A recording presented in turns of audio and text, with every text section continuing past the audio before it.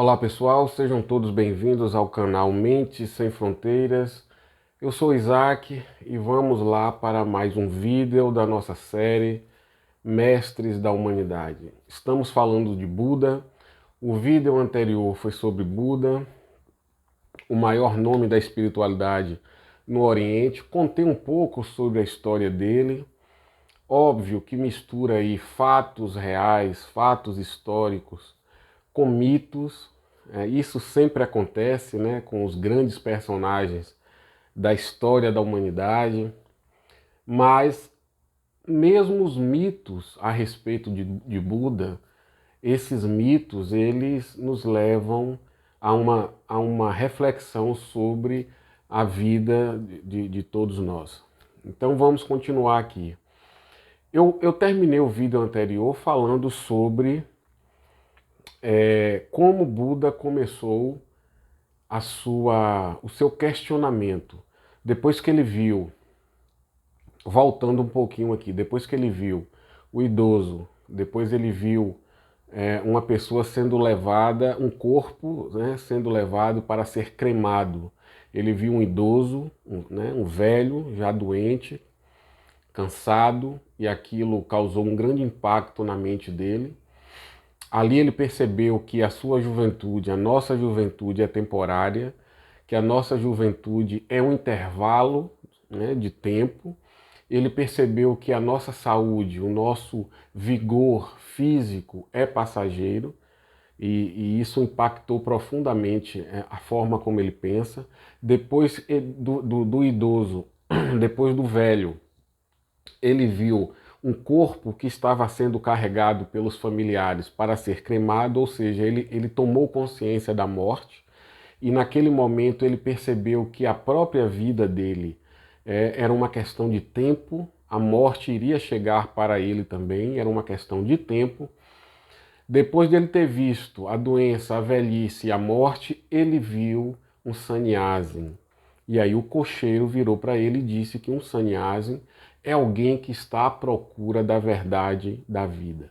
Alguém que está buscando algo que transcende essa vida que nós conhecemos. Então, esses três fatores, quatro fatores, doença, velhice, morte, e a busca pela verdade, ali fez com que Buda tomasse uma decisão e ele foi buscar a verdade. Ali ele abandonou a vida que ele tinha até aquele momento. Ali, eu não comentei no vídeo anterior, mas ele já era casado, ele tinha nessa época, nesse período ele tinha 29 anos, ele já era casado e ele tinha um filho recém-nascido. Ele tinha um filhinho recém-nascido.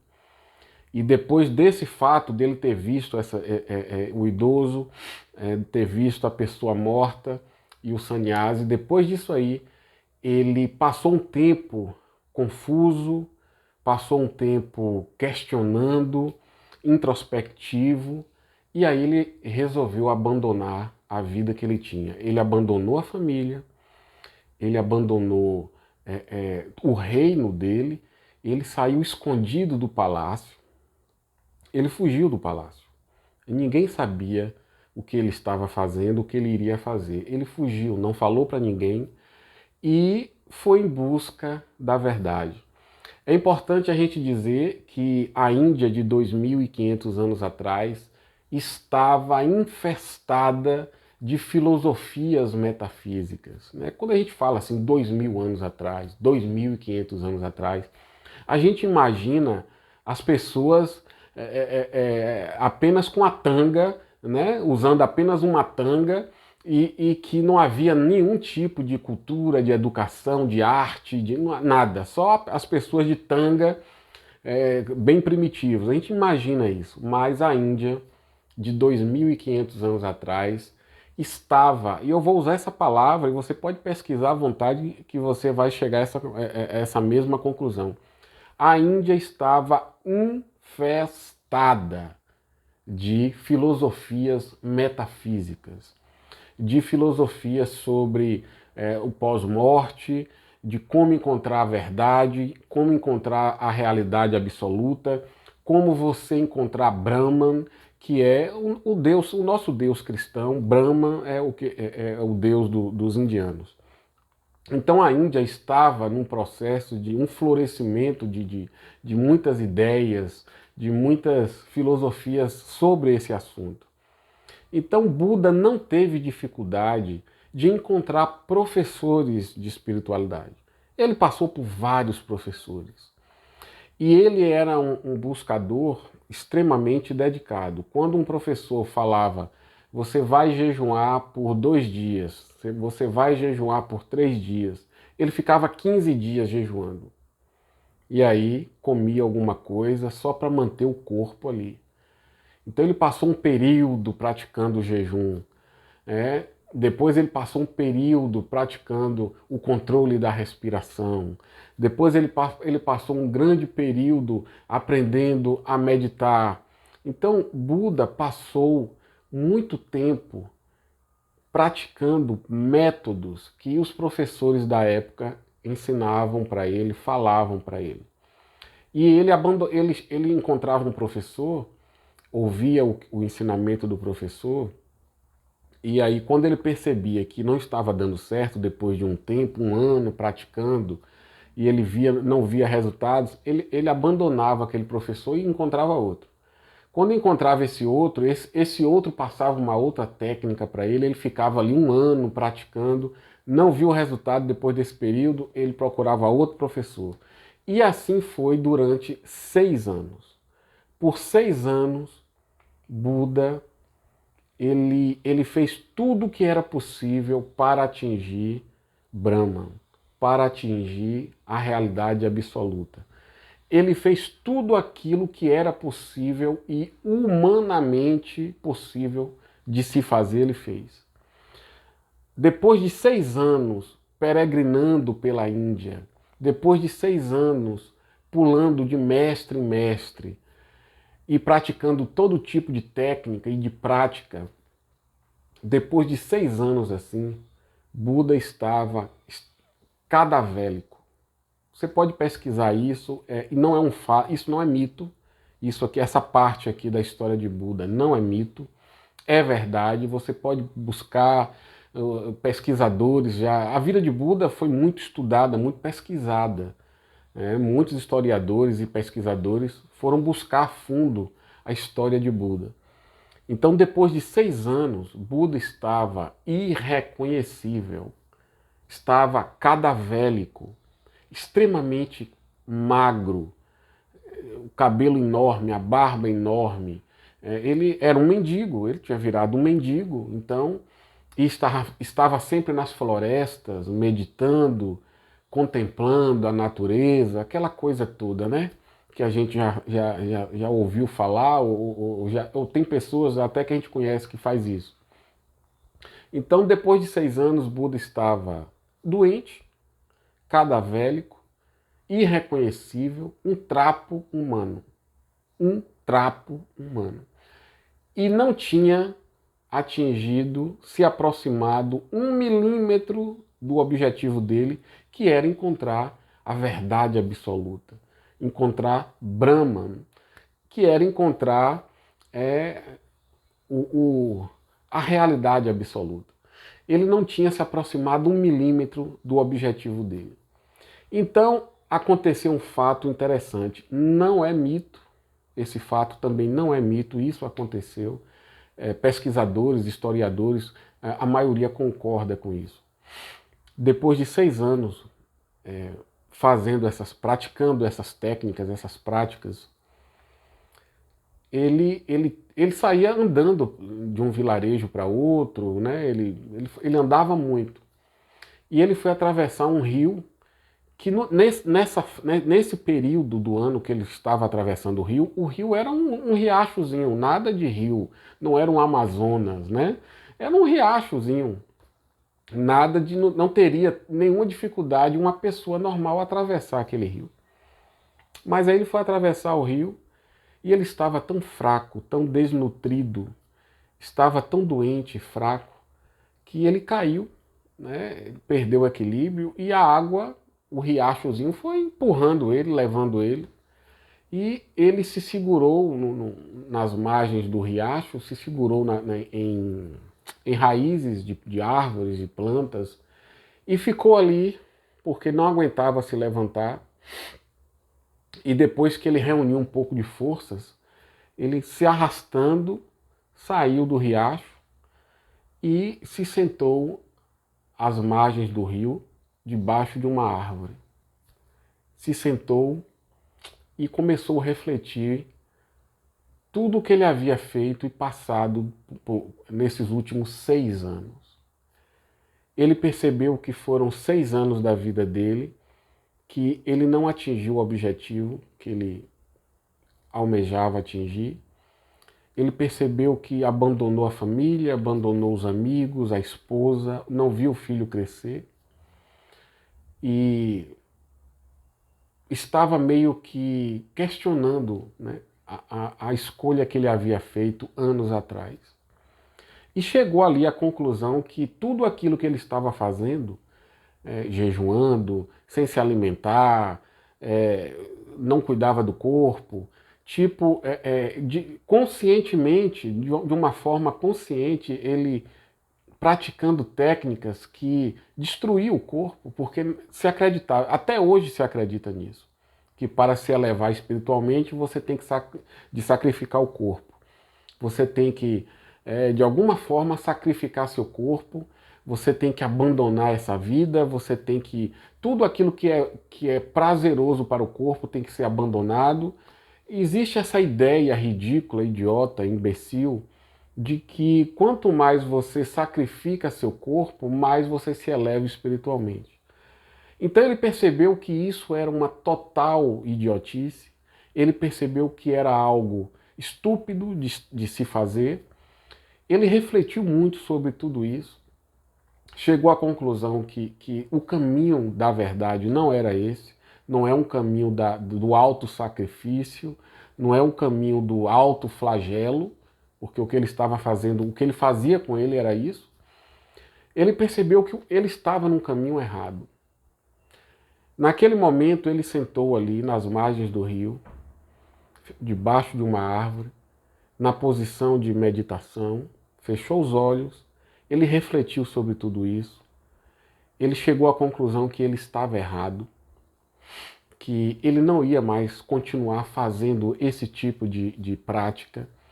Ele chegou à conclusão que ele não ia mais de forma alguma sacrificar o corpo e a vida para atingir esse estado aí de iluminação, esse estado de realidade absoluta. Ele tomou essa decisão. E quando ele tomou essa decisão, ele fez as pazes com ele mesmo. Naquele momento, isso é interessante, isso é importante de você conhecer, de você entender. A sua mente, ela está sempre criando objetivos. Não importa se o objetivo é ficar rico, não importa se o objetivo é uma posição na sociedade, não importa se o objetivo é status, não importa se o objetivo é um objetivo espiritual, atingir alguma coisa. A sua mente sempre está criando metas e objetivos. A pessoa não percebe que a meta é uma ideia na cabeça dela. A pessoa não percebe que o objetivo é uma ideia, um pensamento na cabeça dela. E esse pensamento é projetado para o futuro. A pessoa não percebe isso, ela só se agarra à meta, ao objetivo. E não percebe que ela está presa a um pensamento que se projeta para o futuro. Quando o Buda sentou ali às margens do rio e ele tomou consciência disso, ele se perdoou pelas idiotices, pela estupidez que ele estava fazendo com ele mesmo. Ele percebeu que ele estava errado, ele se perdoou, tomou a decisão de não mais fazer aquilo. Quando o Buda chegou a essa conclusão, a mente de Buda relaxou. Ele ficou relaxado naquele momento. Ele não estava mais criando metas para o futuro. Ou seja, ele não estava mais se agarrando em pensamentos que se projetavam para o futuro. Buda ficou, naquele instante, ele permaneceu no aqui e agora. Naquele momento ele estava enraizado no momento presente, sem metas, sem objetivos, sem ambição de transcender nada, de atingir nada. Ele estava no aqui e agora.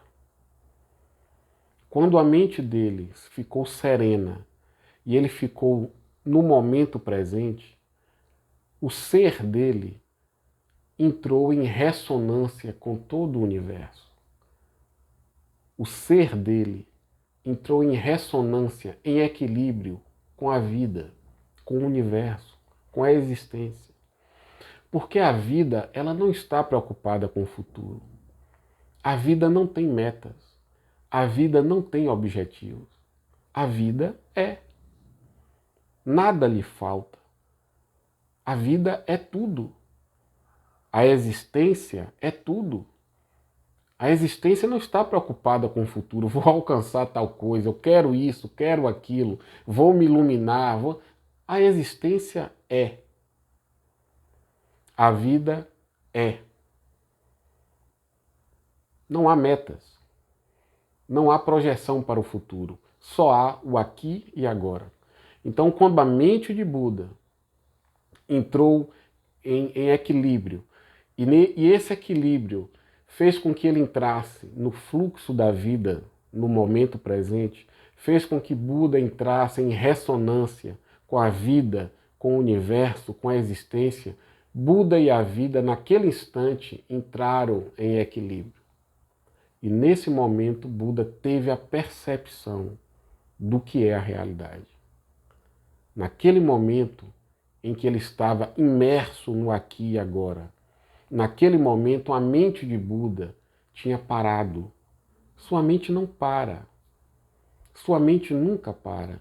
Sua mente sempre está pensando em algo, querendo algo, desejando algo, querendo mudar algo, querendo encontrar algo, querendo criar algo, querendo chegar a algum lugar. Sua mente não para.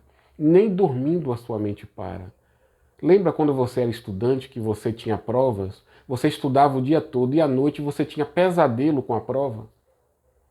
A mesma coisa acontece com os milionários. Eles trabalham o tempo todo, acumulam o tempo todo e à noite sonha, tem pesadelos às vezes que está perdendo dinheiro, ou então tem sonhos bons que está ganhando mais dinheiro.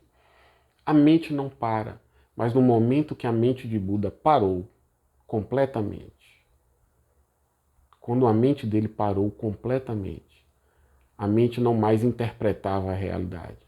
A mente não mais projetava nada na realidade. Parou. Naquele momento, Buda entrou em equilíbrio, em ressonância com todo o universo. O mesmo fluxo do universo era o fluxo de Buda. E naquele momento, ele teve a percepção da realidade. Naquele momento, ele teve a percepção, ele atingiu o insight supremo, ele atingiu a suprema compreensão. E ele percebeu pela primeira vez o que é a realidade. Isso não é mito, isso foi um fato, foi assim que aconteceu a iluminação para Buda. Isso realmente não é mito, você pode pesquisar em várias fontes e todas elas batem com essa história. E realmente eu acredito que, levando em consideração o contexto dele, o que ele viveu, a vida dele, acredito que a iluminação aconteceu para ele dessa forma. Eu realmente acredito.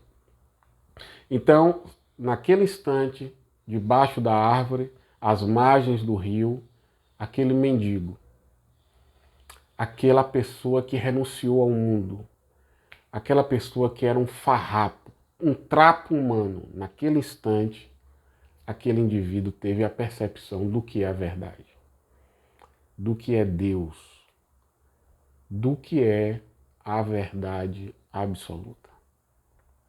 Então, depois disso, Buda ficou em silêncio por 7 dias.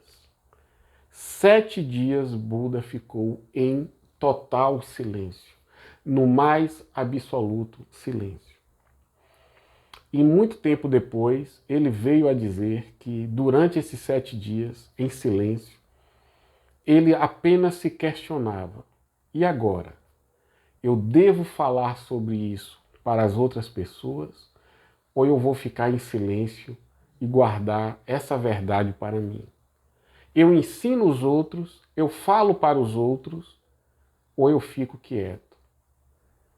Durante 7 dias, Buda ficou contemplando a verdade e questionando isso. Quem vai acreditar nisso? Quem vai conseguir atingir essa percepção? É tão difícil. Quem vai conseguir realizar a verdade em si mesmo? É algo tão difícil. Então eu falo, eu fico em silêncio, mas para o bem da humanidade, graças a Deus, ou a Brahman, nesse caso, graças a Brahman, Buda resolveu falar e ensinar um caminho que pudesse conduzir o indivíduo a essa verdade absoluta. Mas isso a gente vai continuar no próximo vídeo. Um grande abraço e a gente se vê no próximo vídeo.